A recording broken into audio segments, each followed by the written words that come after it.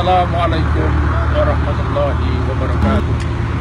Alhamdulillahi rabbil alamin wal aqibatu lil muttaqin wala udwana illa 'alal zalimin.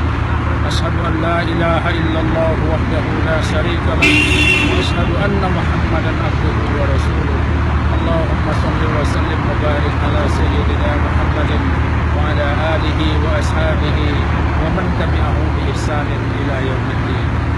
Para pemirsa yang dimuliakan oleh Allah Subhanahu wa taala. Rasulullah sallallahu alaihi wasallam adalah contoh yang terbaik bagi umat manusia dalam semua aspek kehidupan. Salah satu di antaranya adalah tentang kepemimpinan.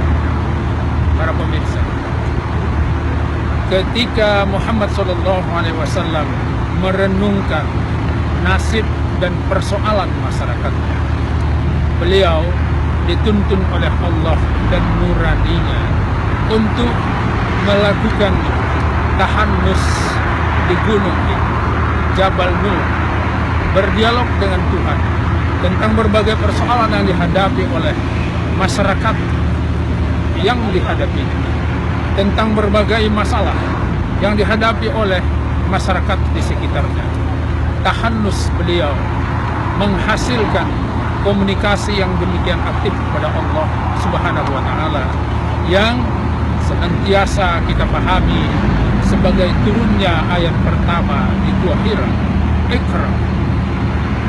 Para ulama menyebutkan bahwa Rasulullah sallallahu alaihi wasallam kembali bertanya, "Ma ana biqari?" Saya tidak bisa membaca.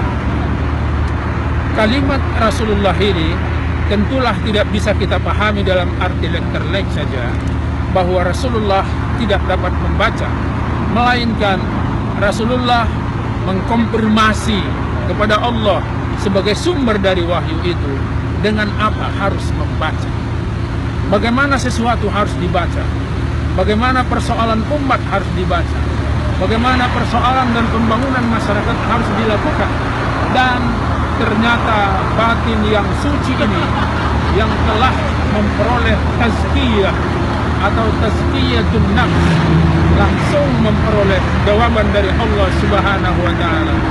Bismi rabbikal ladzi khalaq.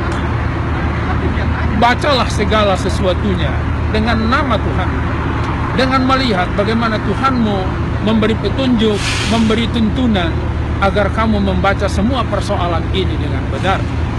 Para pemirsa, terutama saudara-saudaraku yang mendapat amanah untuk menjadi pemimpin, ini guru yang terbaik bagi kita, bahwa seorang pemimpin haruslah melakukan tahannus, munajat kepada Allah, kepada Tuhannya, agar dia bisa melihat persoalan bukan dengan mata kepalanya, melainkan dengan mata hatinya.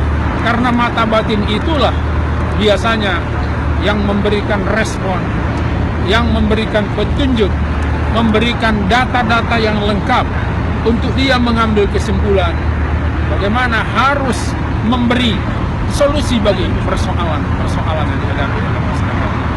Para pemirsa, pemimpin harus dekat pada Tuhan. Masalah yang dihadapi umatnya, rakyatnya, masyarakat yang hendak dibangunnya harus dilihat dengan mata hatinya. Mata hati akan melihat bukan hanya sesuai dengan laporan yang diberikan oleh staf dan pemimpin setingkat di bawahnya, tetapi mata hati akan melihat persoalan paling mendasar dan sungguh-sungguh yang dihadapi oleh masyarakatnya, dan karenanya dia dapat memberikan solusi, memberikan alternatif. Dia tahu mana laporan yang benar, mana laporan yang ABS, dan mana laporan yang harus dijadikan data untuk dapat mengambil kesimpulan, mengambil tindakan, action untuk mengatasi semua persoalan-persoalannya. Problema, contoh, dan solusi yang diberikan oleh Rasulullah di gunung ini, di gua ini, jadi contoh bagi kita bagaimana seorang pemimpin harus melihat persoalan-persoalan rakyatnya. Dan yang penting, Muhammad dikunjungi oleh orang-orang, terutama yang dikasihinya, untuk memberikan konsumsi bekal dalam melakukan tahannus itu. Itu artinya harus banyak orang baik yang memberikan dorongan, support kepada pemimpin yang berhati baik agar dia dapat memberikan solusi terbaik bagi rakyat. Semoga Allah Subhanahu wa taala menunjuki kita agar kita dapat membangun masyarakat yang lebih baik, Indonesia yang kita cintai. Wabillahi taufiq wal hidayah. Wassalamualaikum warahmatullahi wabarakatuh.